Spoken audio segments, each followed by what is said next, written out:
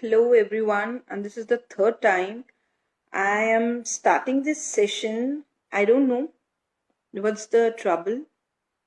I wish everything goes fine now. Just waiting for the followers to join us. Yes, Instagram, I'm waiting. And hopefully everything goes well. Alright, still I can't see anybody joining here. Alright, hello Vedanji. Okay, so now I guess things are fine at my end. I was a bit scared, right? Because usually this doesn't happen, that whenever we are live during our candid session, everything moves on very smoothly. So yes, hi. Hello, writer Mishra ji. Okay, so before we begin, I am Dr. Shweta and I'll be there for another 1 hour with you all. And yes, we'll be having a great talk with our new author who will be joining us very soon.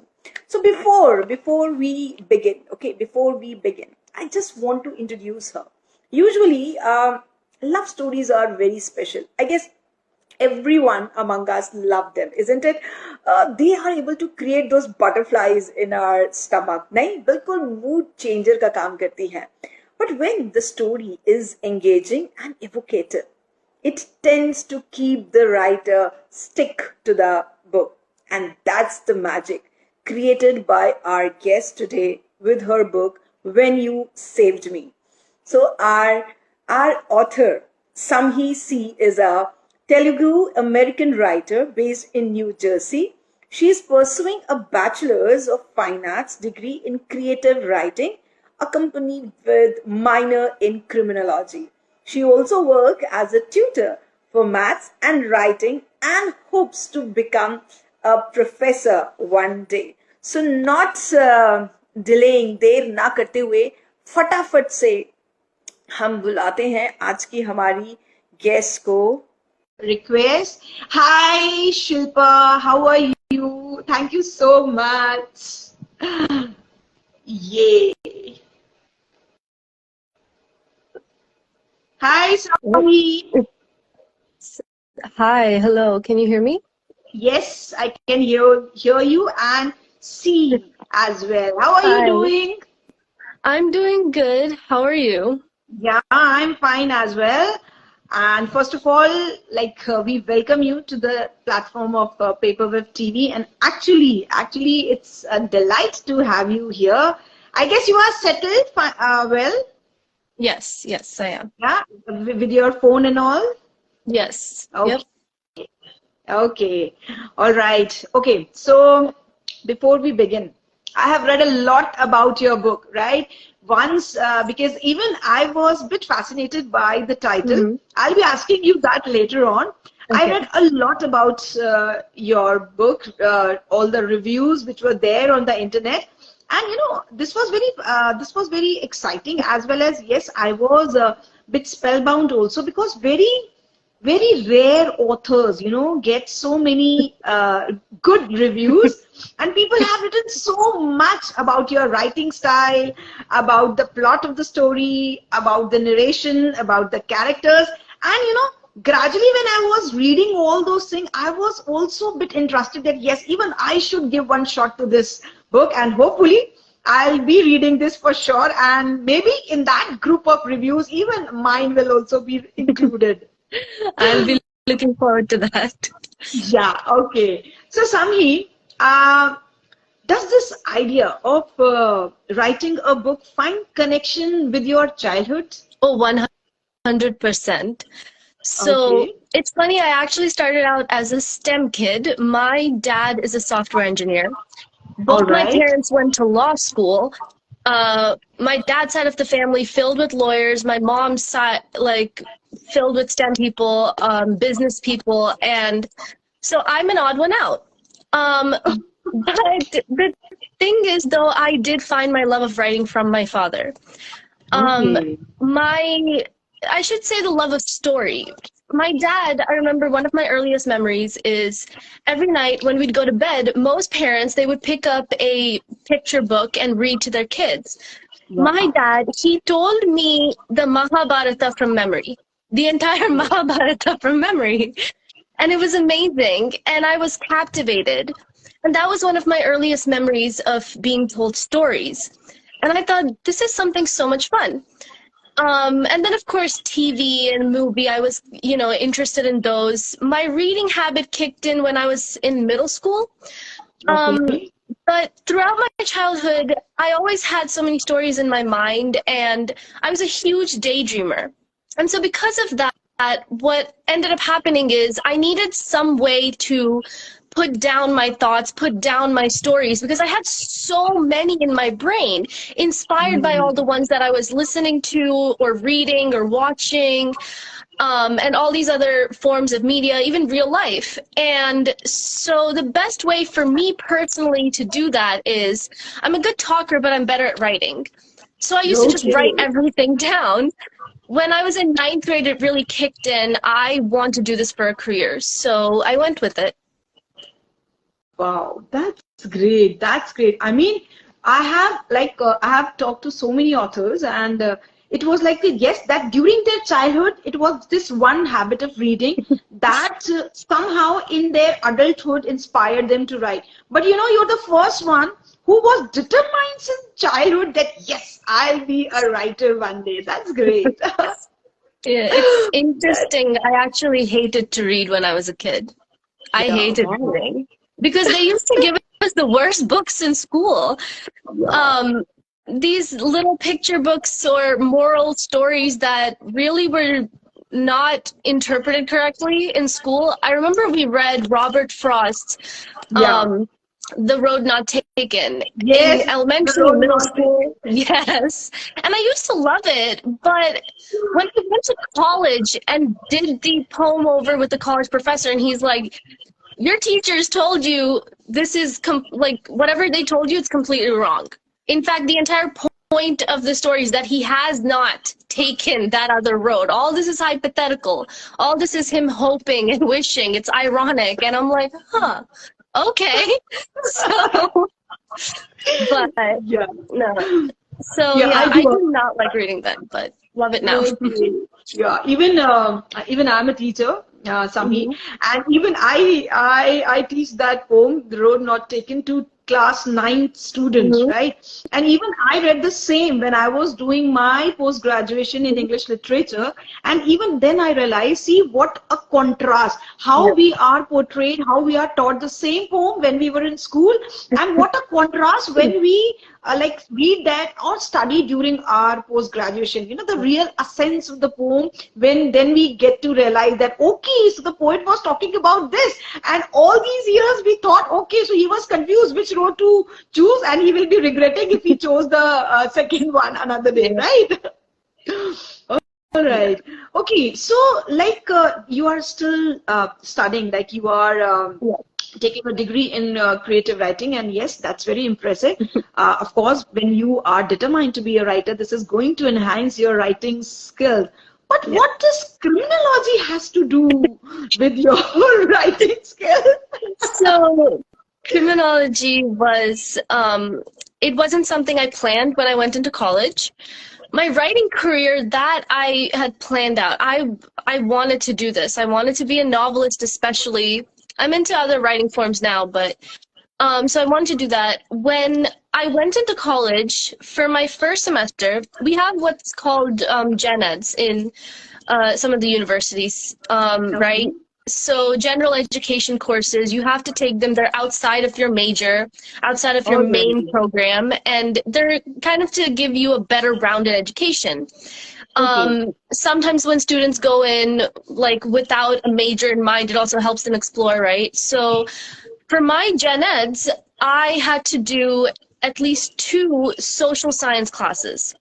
So I picked psychology intro to psychology, and intro to criminology. I'd always had an interest in psychology. I even took a class in high school, but criminology was different. I was obsessed with crime shows and crime fiction, and, you know, Criminal Minds was the show that I was watching when I went into college. So I thought, you know, why not give this a shot? And at first I had kind of thought maybe I would minor in psychology. It wasn't set. I never said anything to my counselors or anything. It was just a thought. Because I was fascinated by it. This whole, why do people do the things they do? It fascinates me. But I took both the classes side by side, and I realized psychology is really like hard science heavy. You need to know like stuff like biology and chemistry and so much too. I remember there was this one unit we had to memorize all the parts of the brain and what they did, and I couldn't. So I'm like, I should not be taking a vocabulary test in the middle of a psych class. I'm sorry. I mean, you know, but criminology though, it was easier to remember because the way that the textbook, it's somewhere in my room. Actually, I packed it with me when we moved. I had to, but when I read that thing, everything in it, it felt like a story. And I could picture every single unit like come alive with, you know, characters, and I could say, okay, person X does this, this is why person X, you know, will do this, and like everything made so much more sense. And criminology, it's also a lot more focused than psychology. It's not just why do people do the things they do, it's why do bad things happen. So it felt more focused. The other thing is, as I said, I want to write crime fiction. That's one of the things I want to do. And so for me, it felt like if I studied criminology, it would make it a lot easier to write crime fiction. So that's where the criminology minor came from. But mostly it's just, I'm really curious about the subject and I love it. Yeah, so I can sense that after a love fiction, so now a criminal or some thriller is in making, you know, somewhere in Sameer's mind, and that's why this criminology was being opted. That's great. That's great. All right, so now we'll just switch to your book, right? First of all, Sameer, I was in love with that title. You know, When You Saved Me, that is okay, right? That's a normal one. A romance-ish story. Now, I want to know what this romance-ish story, why this was added. Okay. So, in order to tell you that, I'll have to get into the plot of the novel. So, and this isn't like a massive spoiler or anything. A lot of people know that this is how the book ends because it's something they go in knowing. At the end of the book, the two main characters, Damon and Rosalind, they are not like as a romantic pairing. They're friends. They're best friends. At the end of this first book, at least, you know, there's a sequel. We'll see what happens. No spoilers from that, but no. At the end of this first book, there's so much romantic and sexual tension. There really is so much. But for the most part, they're best friends. The entire book, it's the power of friendship and the power of a broken family. And so it's romance-ish. You know, you have the ish because for these two main characters, they don't end up like together at the end of the book. But at the same time, it's romance-ish because it's not just a romance novel. It's got family values. It's got some psychological and philosophical perspectives. It's got comedy. It's got drama. A little bit of mystery somewhere in between. So it's romance-ish. All right, nice one, nice one. Actually, you know, was Samhi, what I have just noticed, these are very small things, but actually these all things, you know, make your fiction a bit different from what a regular ones are, you know. Yes, it can be a very novel title for anybody, right? Yes, like you saved, When You Saved Me, okay, but adding that romance, yes, that gives a bit different perspective. And that's what I loved it. Yeah. Okay, so as I told you, I read a lot of reviews regarding your book, right? And there was one person who was writing that the characters, Damon and Rosalind, they are beautifully developed, flawed, yet relatable characters. Yep. So why are they flawed? I mean, usually people portray their protagonists as they are, the bestest among the humans, right? Yours are flawed one. Why? So I'll say this. As you said, they're flawed and relatable. Because they're the first thing, they're the second thing. You cannot have relatable characters if they're perfect. They have to be flawed. They have to. This is something a while ago, actually, I was, analyzing film from different parts of the world, not just film, but stories in general. And there's this notion that, like, if you take, say, religious stories, right? In the Eastern world, you have a godlike figure becoming human. You have Superman coming down. But in the Western world, you have a human getting powers. Yes. Right? So within one story, you have a common man rising up, and within the other story, you have a really powerful man stepping down. And I've seen this pattern in a lot of the film and the stories, in not just religious stories, but like in general. And it's it's a perspective on how do you relate to the audiences. In one instance, the people who are writing the stories, they're trying to connect to the audience by letting you know that even someone who is all powerful has to take a step down once in a while. In the other kind of story, they're trying to let you know that even someone who is exactly like you can become all powerful.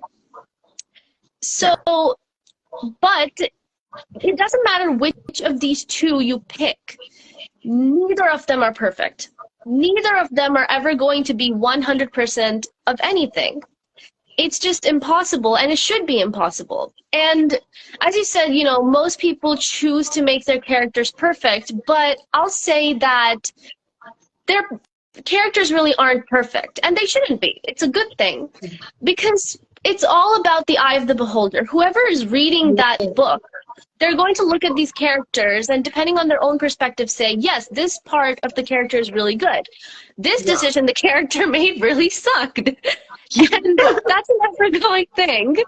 So, and I think that's the way it should be. If you make a character that isn't flawed, that never makes mistakes, then what's the purpose of reading their journey? The entire purpose of having a story is you have a flawed character. You have a flawed character who makes mistakes, who learns from those mistakes, who grows, who changes, keeps evolving and adapting with the scenario, the situations, the settings that also grow and change, break down and get built up again.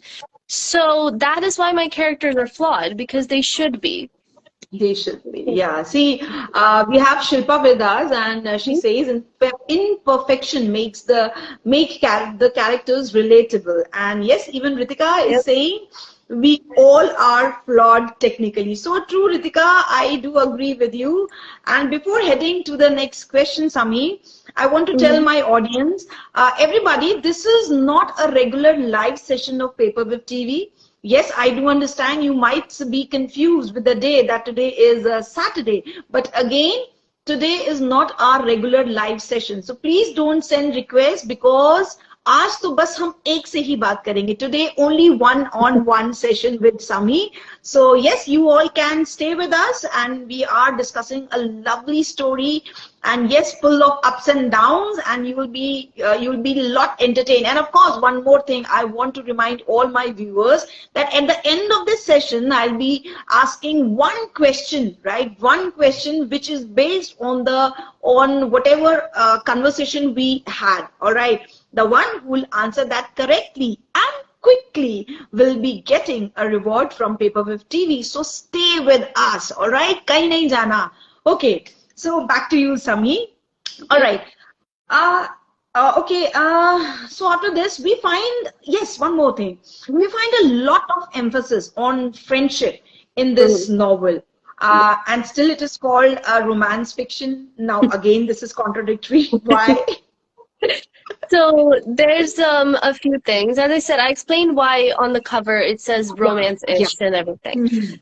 But if you go into the ISBN catalog and they ask you which genre it falls under, romance is just not an option. It should be, but it's not.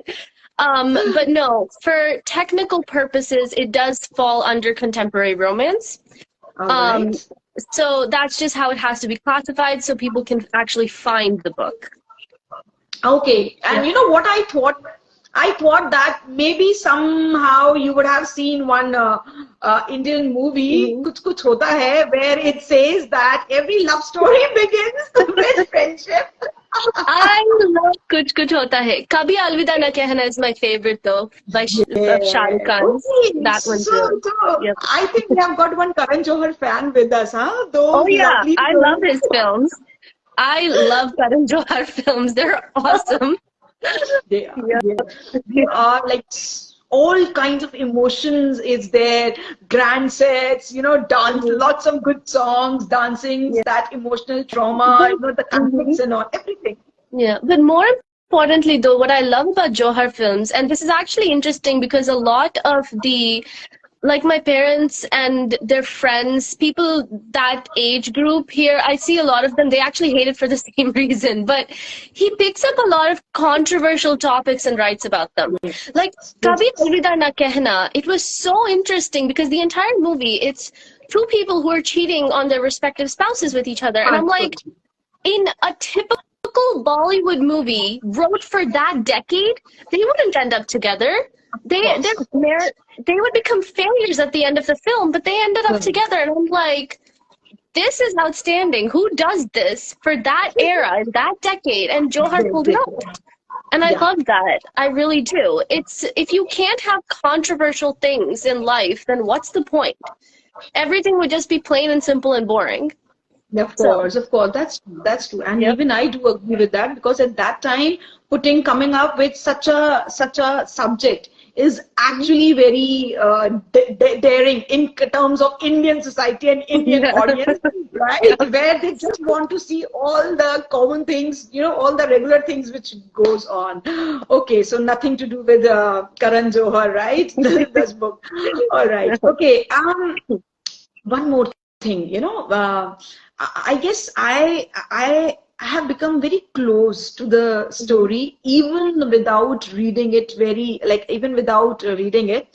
One thing which I wanted to ask, like the main character, right? Damon is portrayed as a matured person, while on the other end, Rosalind is just 16. So why this age gap?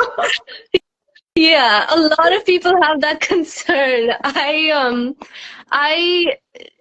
When I first started taking this story to workshop, I was 16.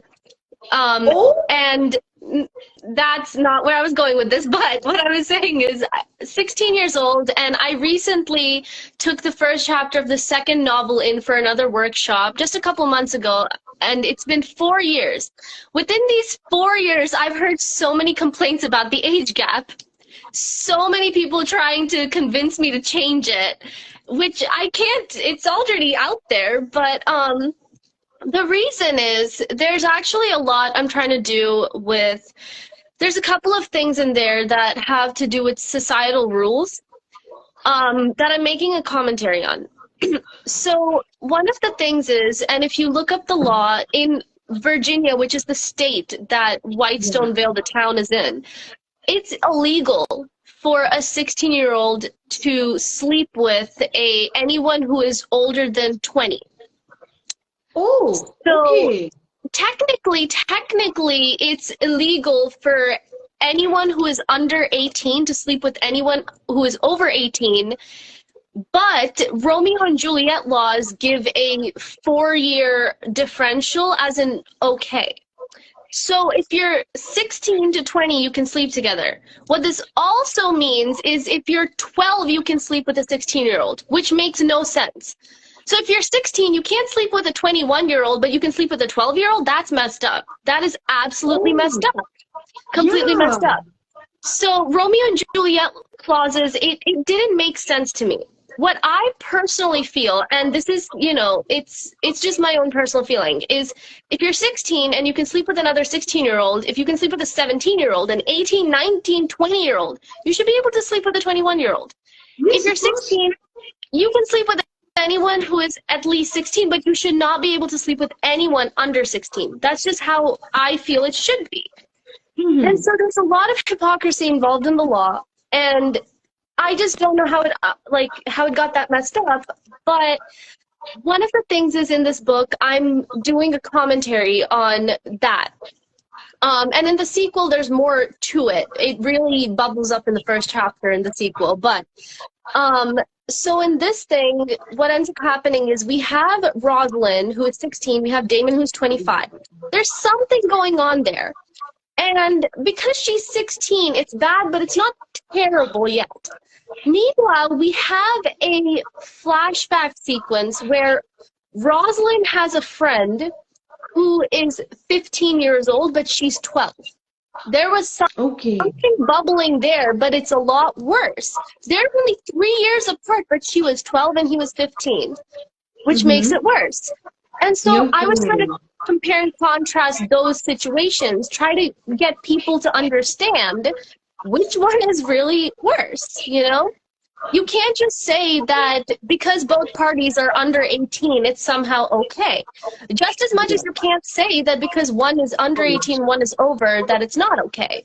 There's a lot more, I guess, nuances that the law has to take under consideration, I feel. But that's my personal opinion, and I don't know if the laws will ever change, but for the sake of my stories, I can manipulate them if I want to. Yes, of course, because they are your own stories and you have got the full authority to change them as per your will.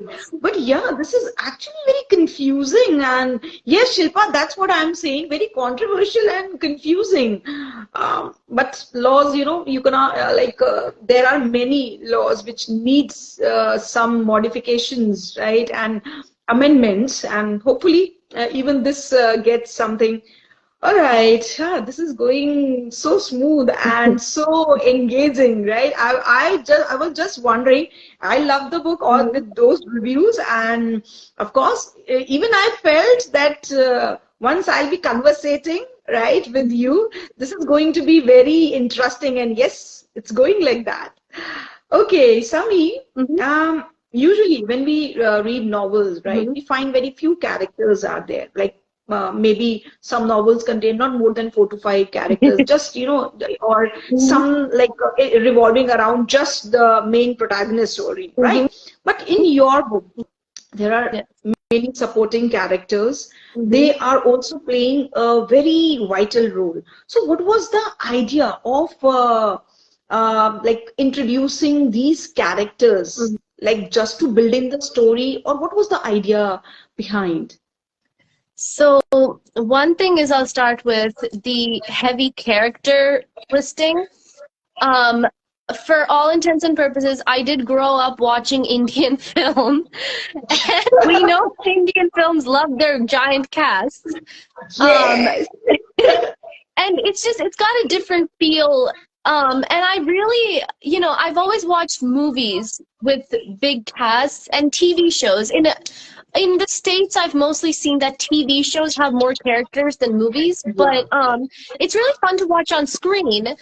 And yet, when it comes to writing, I don't see books with nearly as many characters. Yeah. But I really think it's so much fun because, there's that idea of how to keep every character straight, remembering all the names, remembering all the relationships, and especially in this novel, the relationship, the titles. Like within one family, one biological family, it's so messed up. There's so many steps and so many X's and so many halves, and it's just, you have to keep track of all of it. It's so much fun.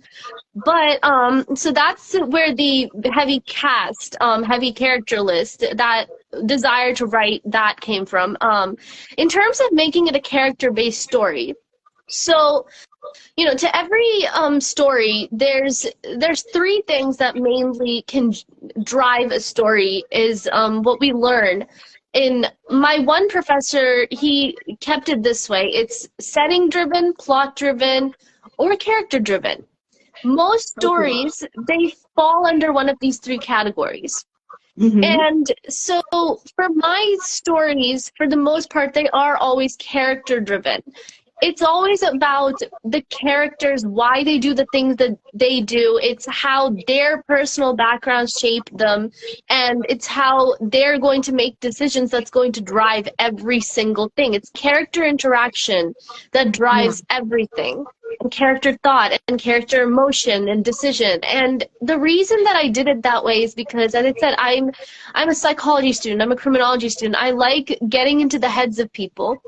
I like trying to think, why do they do the things they do, predict the next steps. It's fun. You know, setting is something, I love the setting of Whitestoneville. You know, I built it from the ground up, I really did. And then the plot, it drives as it goes. You know, you can change it as much as you want or as little as you want, leave it to fate. But the characters are something, they're, even for me as an author, they're unpredictable, which makes it exciting. Very true. Yeah, very true. I agree with this. That's the main excitement, which is, you know, which remains with those characters, that yes, what next, and how, you know, their relationships actually like grew. Okay, one more thing, Sami, like this your degree in creative writing, you did this before the novel or after? So I'm currently pursuing it. I'm yes, I'm 20.5 years old, and I will be going into my 4th year of college in 1 month.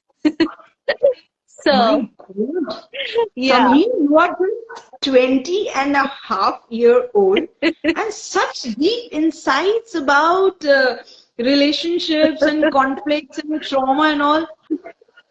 You know, in India, we consider like a 20-year-old also a kid, right? They go to college, but still they aren't matured about handling relationships and all. And you wrote a full-fledged novel based on this. My goodness. If you read my blog, midnightmochalatte.wordpress.com, if you read my blog, you'll understand. I've been through a lot in this life. I've been through a lot of ups and downs. You know, I actually wrote this one post on my blog. It's called Truly Wise. And it's basically about this. I remember growing up, a lot of the adults in my life, they used to say that they're more experienced, they know better. But what does experienced mean? Just because you're experienced doesn't mean you're wiser, because experience is just living life. Anyone who's been alive is experienced. But it's about learning from those experiences. It's about what you learn from those experiences. You know, if you have, let's say you take two people. They live in a place that's heavily homophobic, right? One of them might grow up in that environment, might at the same time listen to what they're being told in school, on TV and media and books, and decide that it's okay to be homophobic. The other one is going to decide it's wrong. Two people living the exact same life can learn two completely different lessons. Being experienced has nothing to do with gaining knowledge. It's about learning from the experience. And I'm not saying I'm a particularly, you know, I'm not the most intelligent person in the world, and I have my dumb moments. I really do. I think each person does. You can be the world's top, like, IQ person and still make mistakes. I mean, hello, Einstein and atomic bomb. Like, I'm just saying. But you know, I personally feel though that every person at any age, you can have enough experiences to grow, to be wiser, and then even at the end of your life, you can still have more to learn. You really can. There are people in my life, they are in their 60s and 70s, and I don't give them a single ounce of respect because they haven't earned it. And there are kids in my life, 10-year-olds, 9-year-olds. I have met some 6-year-olds who are so wiser than me, wiser than like adults I know, wiser than my professors, just because, I don't know, they've lived that kind of life in 6 years. It's amazing that they have. So it's how it is. Such a great thought, Sami. Such a great thought. And you know, actually I'm like so much impressed that this is coming from a 20-year-old girl. Actually, because, the society around us, right? They somehow, they are relating your age with the wisdom, right?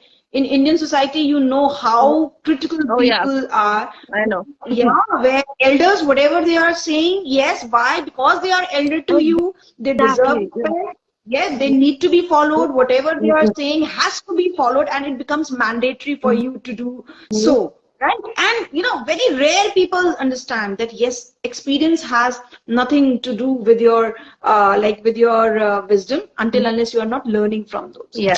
Nice thought. Nice thought. And this is actually something explored in this book as well. There's this one Yeah. part, and it's Rosalind's aunt. Aunt. She says this to Damon that Damon and Rosalind. She says that so they both make they do something. They go on a little adventure, and it bites them in the ass. I'm sorry, I don't know if I could curse or not. I'm really sorry. I forgot this is live and recorded, but I habitually curse. That's a problem. No, but anyways, so basically she says that Damon, he's the adult, and he should have known better. He really should have, but Yes. Rosalind, to an extent, everyone knows she's the more mature one. And so when they make a mistake, everyone knows to blame her, not him. Not That him. he Yeah. should know better. He really should, but unfortunately he doesn't. So that's a core topic that's also discussed in the book. How age does Okay. not beget wisdom. Yeah. And I can, very much make it out till now that, all in just short life of 20, you have experienced so many things, and that's why you have got such a great temperament and such a deep insight about relationships and all. I guess that's why there was one reader who said that, the whole story, it's the whole book is like a roller coaster ride, right? Yeah, that was I think a recent review. Yep. Yeah. I read many because Yep. even many have penned down so well, Sami. I mean, I was literally inspired and of course impressed the way they have written, and so beautifully they have appreciated your narrating style and all. And yes, it was a great help for me before having this candid talk with you, because it actually gave me a brief idea and I was able to connect myself with the book, and that's why I think we are having such a nice conversation regarding that book. All right, so how do you feel, Samhi, when you get such great reviews from for your first book itself? How do you feel? Yeah. So it's interesting because these days I get a sneak peek of most of the reviews. I tell people that before they post it, I want to see it just for a quick, making sure all the details are correct. I remember this one time, this guy was working on a bulk review post, multiple reviews of different works that I assigned, and he mixed up the titles on 2 of the posts. Okay. So that created some confusion. And it wasn't it was just a minor mistake, but to avoid stuff like that, I have people send me their reviews so I can detail check, and then along with the image that they're going to post with it. And so I usually get, to read it before everyone else. And so there's always that first hit, the rough draft that comes to me, and I'm reading it and I'm like, there are things about my work that even I didn't pick up on that they're picking up on, and I love it. I just love it. There's this whole thing, the healing power of friendship. I did not come up with that. One of my reviewers did. It's in there. Yes. I read that. And the first time I read that, I'm like, yeah, 100%. And then this one other reviewer, a friend of mine actually, he was talking about how 2 of the characters' names, they're references to popular songs. And so Roxanne, that's a song that has to do with basically a prostitute, which links to Roxanne's character in the book. She's not a prostitute, but you have to read to find out what that means. There's, I think the other one he said was Christine. There's one song that, I forget which song, it's mentioned in his review actually, but he talks about how it's this really hyperactive, dramatic chick, and that's what Christine is like in the novel.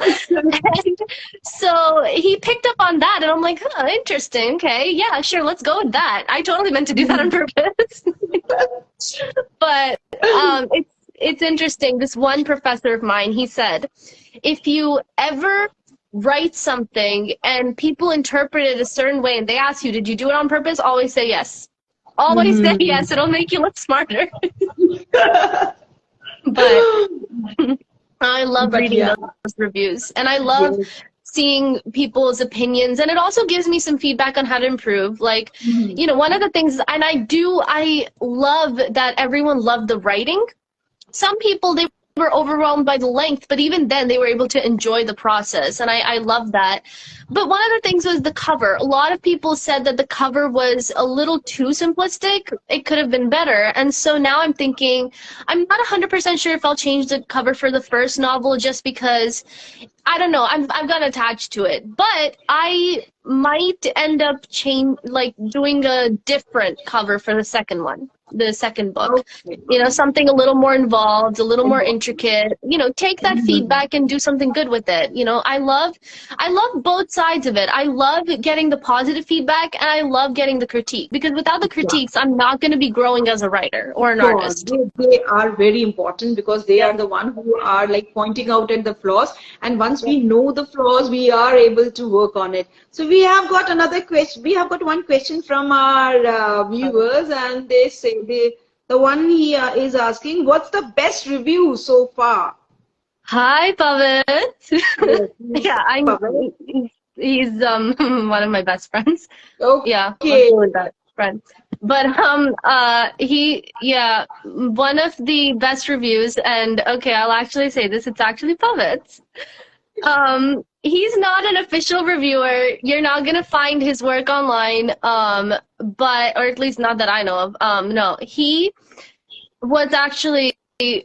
So I remember when I first wrote this novel and I first put the word out that it's available and everything. And in the beginning, very few people bought it. A couple of people were like either my friends or my parents' friends, and they just bought it to support my writing career. The first person who bought it actually. One of my friends, he bought it and he told me he's not going to read it, but he'll buy it to support my career. I'm like, what the hell? What do you mean you're not going to read it? I spent 4 years, I spent almost 2-3 years working on this thing, and you're just going to give me like 449 rupees, call it a day. I'm like, bruh, come on now. It was so weird. But anyways, a lot of a couple of people, they bought it as a birthday gift to me. Like, they just bought it as a birthday gift to me, and as far as I know, they haven't read it. And I'm like, what are you doing? But about like the end of the summer that I first published it, summer of 2021, Bhavit and I, we met, and we met online, like on Instagram or something, and I don't particularly remember the details, but he found out I was a writer, and he looked at my writer's profile, because it was a public profile. He went through all of it, and it was like, you're a writer? And he really didn't think I was like a writer. He thought I was just someone going online, posting whatever. But then he's like, wait, you wrote a book, like a novel, like it's a whole novel. And I'm like, yeah. And so I sent him the link, and I was so surprised. He bought it, and he read the whole thing in one day. My God, really? 40 chapters, 400 something pages, and he read the whole thing in one day. And he didn't, that was the one day that entire summer, he did not talk to me the whole time since we'd met. Until then, we had been texting like almost every day or something. That whole day, he did not talk to me. Day after, he called me, and he gave me the best compliment that I'd ever gotten on my writing. He told me he didn't get bored once. And that was just, that's the goal. That is the goal. As long as my writing makes someone feel something, I don't care if they hate what the characters are doing. I don't care if they love it. I don't care if they agree with it or disagree with it. They want to debate me? Go for it. Argue with me? Yes. Cry about it? Go for it. Smile about it, laugh about it too. Love it or not. But I don't want them to be bored. I want them to be invested in these characters' journeys, in the, you know, the decisions they're making, in what's going to happen to them. And so when he told me that, it made my day, it made my life, and I realized that, you know, up till then, even as I was in college, I had so many people, because again, I live in a South Asian community, so everyone's like, why aren't you in STEM? Why aren't you a doctor? Why aren't you in business? Why aren't you in law? And I'm like, because I don't want to be. But they don't want me to be it's not that they don't want me to be an artist, it's they don't want me to be a career artist. And you know, I had even considered in high school maybe either going into law or going into architecture, going into something, and keep doing writing but on the side. But the day that I heard that, it was the best day of my life. And I realized that no matter what else I do in my life, I'm not going to be as happy unless I write, unless I get to share that feeling with the world. So that's the best review I ever got on my work. Even I like this a lot. And Sami, how was your parents' reaction when you said that, yeah, you won't be going for some law, architect, or doctor, and you want to be a full-on writer? There were a couple of reactions. So first thing is, as I said, my parents, I mean, they both met in law school. Neither of them practiced, though. My mom wanted to be a doctor, which didn't work out. My dad wanted to be a software engineer, which did, even though he didn't study in school. It's crazy. He's amazing. But so my parents and my family, none of them are career artists. None of them are career artists. If anything, they all do, like, some of them do art on the side. And so when I was growing up, my dream, like when I was really young, I wanted to be a mathematician and go to MIT. That was the dream. So, and I had been telling my dad that, like, it wasn't like he told me I should do it. My dad, one of the best things about him is never in my life did he say, do this. He said, if you want, you can do this.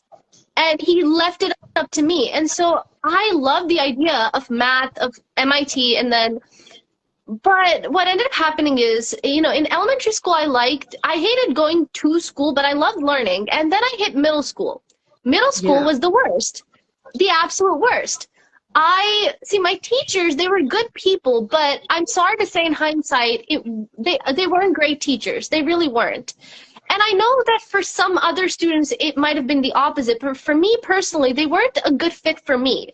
You know, when people say someone's not a good teacher, it's not that they're a terrible teacher. It's that they just weren't a good fit for the student. Like in any kind of relationship, if there isn't like a meshing between the two people, if there isn't a match, it's not going to work out. There has to be a personality click there. And so my middle school teachers, a lot of them, it wasn't working. I wasn't learning as good as I could have. And I was getting really bored really fast. I hated school. I hated learning at some point. And I wanted out. My plan when I was in middle school, turn 18, marry a rich guy, write, and do nothing else. That was my plan when I was in middle school, yeah. Luckily, that has changed. I don't do that anymore, and I'm in college and pursuing a career. No, so my thing, though, is, so middle school, it really shot it down. I lost interest in math. I lost interest in a lot of things. I quit all the extracurriculars I was doing. 8th grade, some point in 8th grade, I remember actually even earlier, 7th grade in English class, we did an assignment where, based on the vocabulary list for the year, we had to do a short story. Everyone came with short stories that they wrote last minute that were about like maybe 10 pages max. I wrote an entire novel and brought it in. It was terrible. In hindsight, when I read it, the plot sucked. But I wrote a novel, printed it out, tied it up with ribbon, and gave it to my teacher. And I was so happy about it. And it was something no one had to force me to do. I could have done the bare minimum and got out. But it was one assignment that entire year that I was so invested in 7th grade. And people noticed that. People noticed that. So my one best friend of the time, and you know, it's crazy. Every time I think about her, I think about Charlie Puth's We Don't Talk Anymore. But, because we don't talk anymore, but if she's anywhere out there and if she ever sees this, girl, you saved me in so many ways. You have no idea. But I'm going to tell you about the time when you saved me.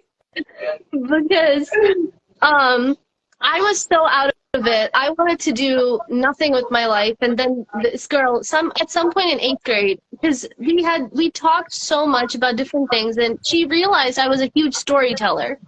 And this one time we were sitting in the library after school, you know, just messing around. Like, no one ever went to the library to study back then, ever. It was a hangout spot. We were sitting there and waiting for my dad to pick us up, and she tells me, why don't you become a writer?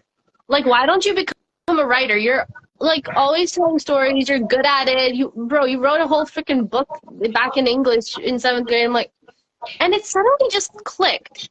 I guess hearing it out loud, it gave a different feel because, again, I came from a South Asian community. Like, I grew up in the States, but everyone I knew was South Asian. No one told me be a writer.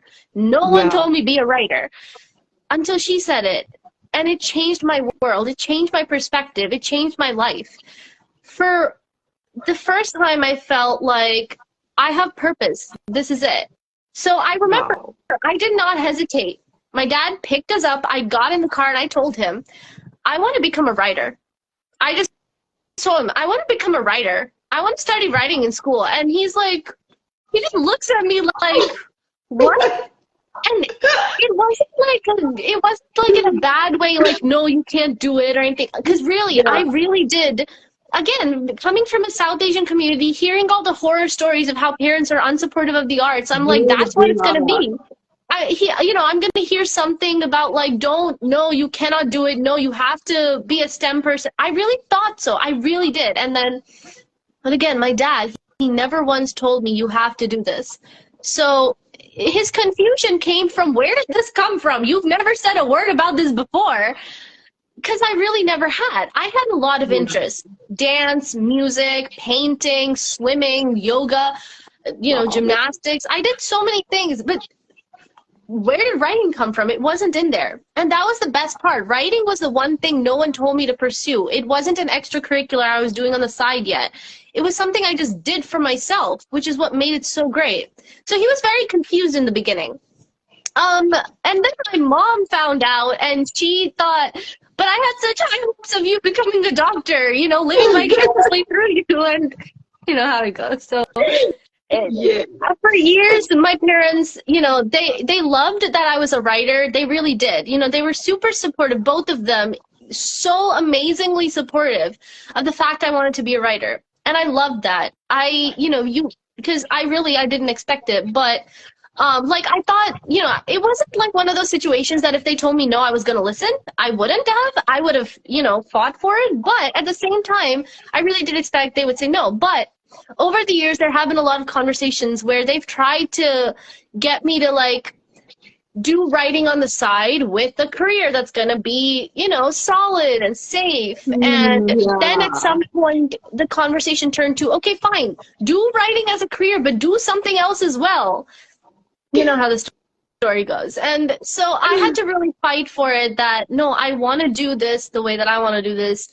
A couple of times it's been, my dad telling me that because I'm a writer, I can get into stuff like technical writing, business writing. I can go work in a company, or I can use my language skills and be those foreign secretaries. Yeah. Right? Or ambassadors. And he said I can do that. And I'm like, but sometimes figuring out what you want to do in life, it's knowing what you don't want to do. So I'm hearing these ideas out loud and I don't like them.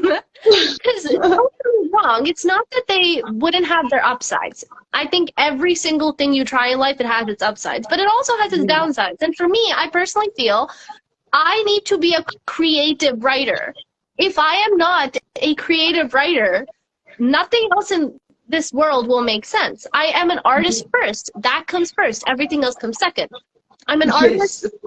But one thing is, though, and I think that they're really happy about this, is when I decided I wanted to be a professor, that's when I decided to study up to the PhD. So right after my undergrad, grad school, and then PhD, and then professor. So I think they're really happy about that. Even if it's writing, PhD. I get to be called Dr. something, even if I'm not a medical doctor. So just like me. Even I have done my doctorate in English literature. Okay, all right. That was so cool. And you know, Tami, just convey one message to your dad that, you know, our Indian society deadly needs such dads. You know, still the students are struggling. You know, I'm a teacher and I teach around 150 students every day, right? From classes 9, 10th, 11th, 12th. And I know, right, apart from the struggles they face in their studies, you know, regarding that course, that curriculum, the major struggle is with their own parents, where they fail to understand the mindset of these, you know, young teenagers. They are struggling a lot. And Sachi, we need such parents who are always there supporting their children. And of course, you know, because when they are there, at least children are able to figure out what actually they want. At least they know that, yes, we have got our pillars at our back, isn't it? So yes, just convey this message to them. yeah. All right, so we have got one more. I was able to see someone has written something about you. Yes, some Mark Bongura. Yeah, see, Bongura. Yes. Yep. I'll tell you about him in a minute. Yeah, okay. And he says your writing is like the feeling you get when you are watching a really good TV series you are engrossed in, and as soon as one episode's end, you can't wait for the next chapter. Okay, interesting. Okay, so again we get one more. I think I once told your dad at an arts high event, I hope you know you are your daughter is simply brilliant. Okay, so we have got a Samhi's fan with us right now. Wow, I didn't know the second thing. Okay.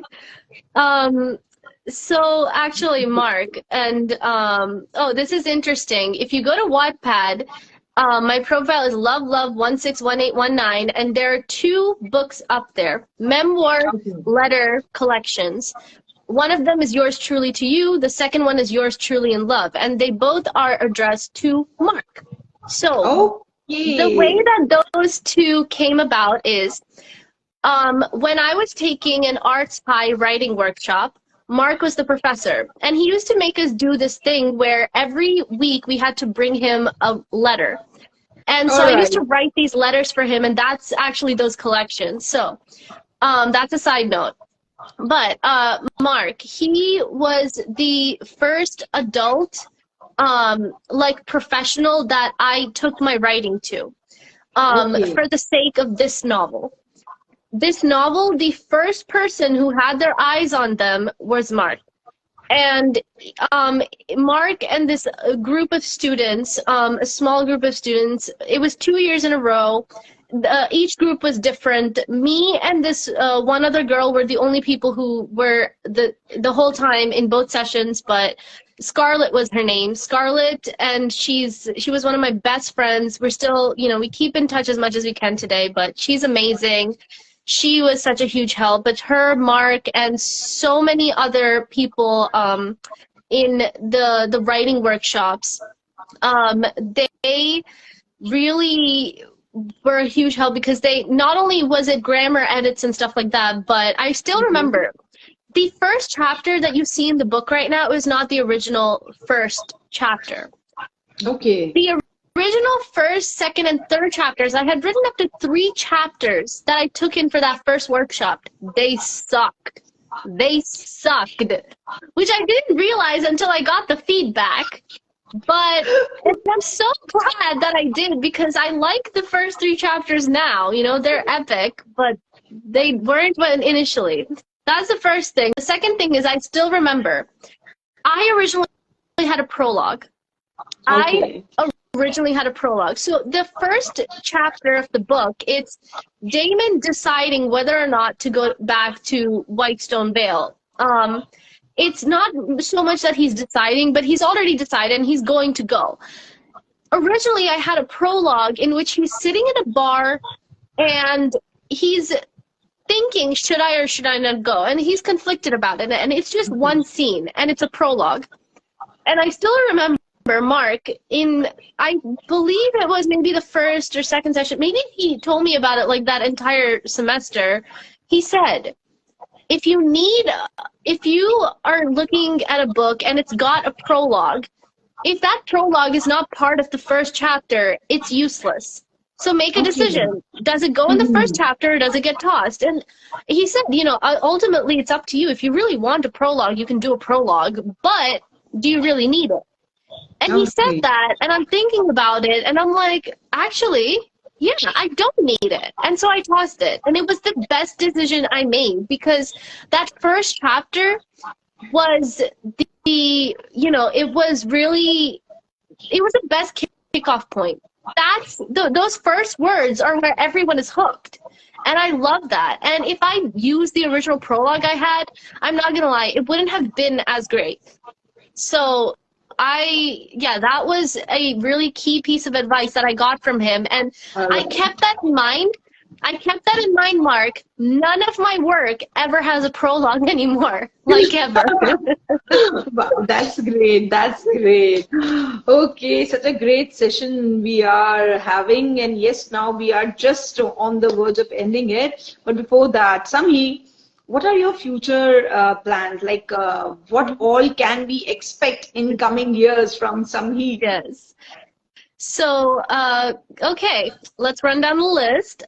So first thing first is my blog, midnightmochalatte.wordpress.com. I am constantly updating it. And if you follow this, my writer's account, you will get updates. Every time a blog post goes up, I post about it. And so that's one thing. Sorry? Yes, I have seen that on your Insta page, right? There are many. Okay, yeah, I was a bit confused that what actually it is about. Okay, so it's my blog. And Midnight Mocha Latte, and I call it MML for short. MML, yes. MML, yes, MML. So that's one thing, my blog, it's constantly, I'm updating it. I try to do it, no matter what, I try to do it without fail at least once a week. Sometimes more, but definitely at least once a week. So definitely look out for those announcements. But my blog is a key thing. Okay, so my poetry collection, 21 Days, which I got it published through Bookleaf Publishing because they did this whole competition. If you submit 21 poems within 21 days, we'll publish your thing. They put it up on their ebook site, and they didn't notify me of that either. I found it on my own, and they didn't put it up anywhere else. I can't seem to get in touch with anyone to figure out when is this actually going to be fully published, because it's supposed to be up on like Amazon stuff. There's everything. There's supposed to be a paperback as well, so I don't know. So I'm thinking of republishing that because the rights are my own. The copyright claim is mine. So I'm going to republish it, a version with an updated cover and updated illustrations for Amazon on my own. All right. So I'm going to do that. So that, I'm not 100% sure when it will be ready, but I'm definitely hoping maybe before the end of the year. So by New Year's, hopefully. Let's wait for that. But that's one thing to look out for. The other thing is this book. I'm working on a sequel. And I'm going to say predicted publication next summer. Let's hope. Okay, 24, right. Yes. All right. Summer 2024. I'm going to be really wacky with it. I'm going to do it on July 2nd because July 2nd, 2021 is book one's publication. So July 2nd, let's do that. That'll be fun. That'll be really fun. So that, and then I'm working on a couple of other projects. My undergraduate thesis is going to be a collection of short stories following two characters, Rupa Rajput, Harban Kaur. And both of them, it's another age gap thing. She is 21 and he is 52 in the first short story. It's interesting. So Let's roll with it. And I'm going to do an entire collection of short stories. They're going to have some essays in between, personal essays in which I justify their actions or de-justify them. Talk about the philosophy, the ethics, the morality. You know, give it my own personal flair. So, and they're going to be like letters. They're going to be like letters because I love writing letters. Most of my essays are letters. So, that is that short story collection. Yep. And that should be ready by next summer as well. So, okay, so many things you are working on, and all the best for this. You know, may we get to see all these projects somewhere in the coming summer. Okay, and before I wind up this this great candid talk session, a quick rapid fire. Okay, all right. Sami, one thing that changed your life. My love life, in particular. This one guy, the first guy I said I love you to in 7th grade. That was a crazy thing. Oh, yes. Okay, yes it is. Another time.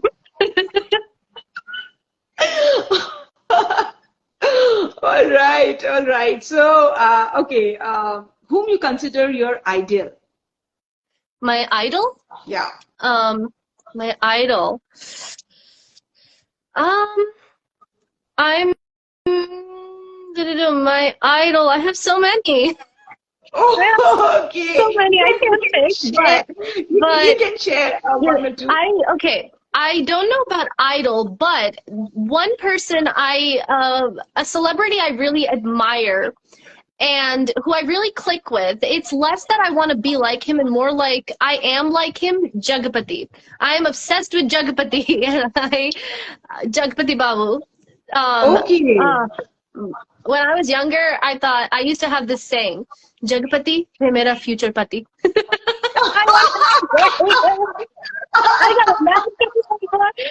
mean, I'm sorry, but he's in his, what, 60s or something, and he's still like, what? The salt and pepper and everything, sexiest man on the planet. I'm telling you. But his character, more important than that, his character is amazing. So, Jagpati. Sami, I'm loving you, for what? Your honest answers. Literally, man, literally. It's so difficult. Very rare people have such guts, right? That they are speaking this so openly, and love you for that, literally. Thank you. Okay, so, any 2 books that one should read definitely, in your opinion? The first one is from Amish Tripathi's Shiva trilogy. The second book, which of course, if you need to read, you need to read the first book, but the second book, The Secret of the Nagas. That one is one of them. The second one is In Our Time. It's a short story collection by Ernest Hemingway. Okay. Yes. So both of those. All right. Okay. So now, apart from this, what do you love to do the most, apart from writing, going to college, and of course giving math tuitions? Falling in love. I love to fall in love. Such a sweet one. Such a sweet one. I would have given you a tight hug if you were there, not virtually. I hate being in relationships. I really do. I hate being in relationships, but I love falling in love. Yeah. So. Wow. Such a nice thought. Such a great one. All right. Okay. So, a Netflix or a book in a hand? Both at the same time. I've done that. I do that. Multitasking, right? Yeah. Okay, so that's it from my side. And before we leave and say goodbye, one question to everyone. बहुत ही आसान सा question, बहुत ही easy सा, right? Or Sami has just answered. Although I was thinking something else in my mind, But just because we have this rapid fire, and I want to see who was listening to us so carefully, and especially to your answer. All right. So when did Sami fell in love for the first time? Okay, चलिए जल्दी से बताइए. She just now answered this, you know. She told us like when it just happened. now, people. Yes, the thing which changed her life. Okay, hurry up, everyone. When did? Okay, so the answer is from Ritika. Yes, I was expecting this from Shilpa because I know. Oh God, so many answers.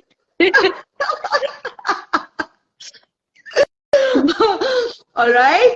Thank you, everyone, for listening us so patiently. And actually, you know, this 1 hour passed like, you know, I don't know, because it was flowing like a river. You know, I was not like I didn't have to give any extra effort. One after another, you know, she explained things so well. The novel, the characters, deep insights which we can rarely expect from a 20-year-old girl. So, okay, this answer goes to Ritika. All right, Ritika. So you know very well what you have to do. And Sami, it was great. I had a great time talking to you. It was actually a pleasure to have you with us. Thank you so much. And yeah, it was lovely talking to you too. You seem lots of fun. Thank you so much. And yes, my best wishes for your future endeavors. Thank you. Hope to see you growing and shining. Thank you. Thank you. Thank you. Yep. Yeah. All right. So yes, this was Samhi. Okay, such a great session. Such a great session. Maybe शायद मुझे great इसलिए लग रहा है because after a long time I've been back to what I love doing the most. And yes, of course, अब time आ गया है goodbye कहने का. मन ही नहीं कर रहा है ना, ऐसा मन लग रहा है 2-4 लोगों को और बुला लिया जाए. But yes, I'll be back soon on my favorite page, PaperWiffTV. Till then, everyone, take care. मिलते रहेंगे ऐसे ही. Keep shining, keep writing, keep participating in our contest, right? And see you all. Good night.